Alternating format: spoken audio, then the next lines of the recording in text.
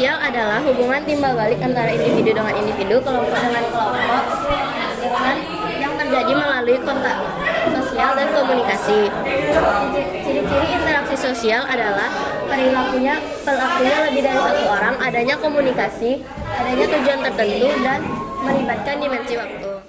Jenis-jenis kontak sosial, yaitu yang pertama adalah kontak langsung atau primer, yaitu terjadi dengan tatap muka secara langsung. Yang kedua adalah kontak tidak langsung atau sekunder, yaitu terjadi melalui perantara orang lain atau media. Yang ketiga adalah kontak positif, yaitu kontak yang bertujuan untuk membangun hubungan baik. Contohnya seperti gotong royong, bekerja sama dalam tim. Yang keempat adalah kontak negatif, yaitu menimbulkan pertentangan atau konflik. Kontak ini contohnya seperti bertengkar, berdebat kasar, dan lain-lain. Yang kelima adalah kontak individual, yaitu terjadi antara dua individu. Contohnya seperti guru dan murid yang sedang berbicara. Yang keenam adalah kontak kelompok, yaitu terjadi antara kelompok atau individu dengan kelompok. Contohnya seperti siswa dan OSIS berdiskusi, dua tim sepak bola sedang bertanding. Faktor-faktor interaksi sosial. Yang pertama adalah simpati. Simpati adalah perasaan kagum atau suka kepada orang lain, baik dalam segi penampilan, segi sifat, perilaku, atau cara berbicara orang tersebut. Contohnya adalah seseorang yang merasa kagum kepada temannya yang rajin dan pintar, atau seseorang yang kagum kepada artis idolanya karena kemampuan artis idolanya yang pandai bernyanyi. Bentuk-bentuk interaksi asosiatif.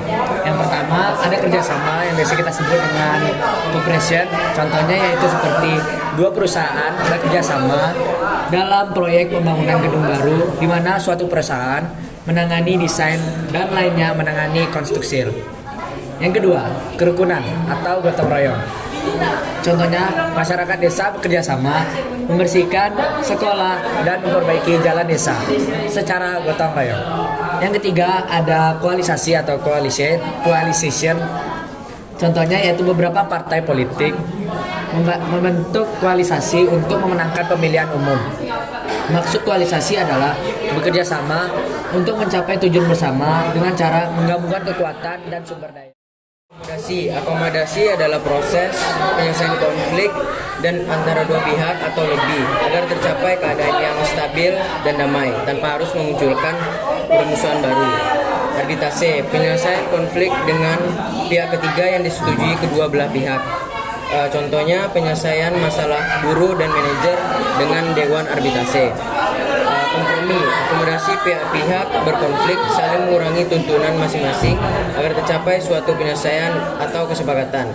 Contohnya tawar-menawar, harga antara penjual dan pembeli, dua partai politik dengan pandangan berbeda.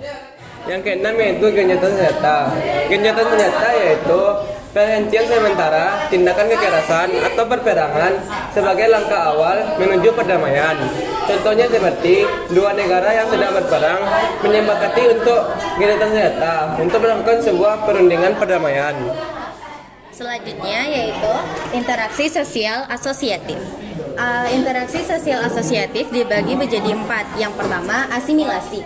Asimilasi yaitu penggabungan dua kebudayaan atau lebih yang terjadi dalam suatu masyarakat sehingga menghasilkan kebudayaan baru dan menghilangkan kebudayaan yang lama. Yang kedua yaitu akulturasi. Akulturasi perpaduan dua kebudayaan atau lebih yang terjadi pada suatu tempat masyarakat sehingga menghasilkan kebudayaan baru namun tidak menghilangkan kebudayaan lama. Persaingan adalah interaksi di mana individu atau kelompok saling bersaing untuk mencapai tujuan yang sama tanpa menggunakan ancaman atau paksaan. Contohnya adalah siswa bersaing dalam meraih juara kelas.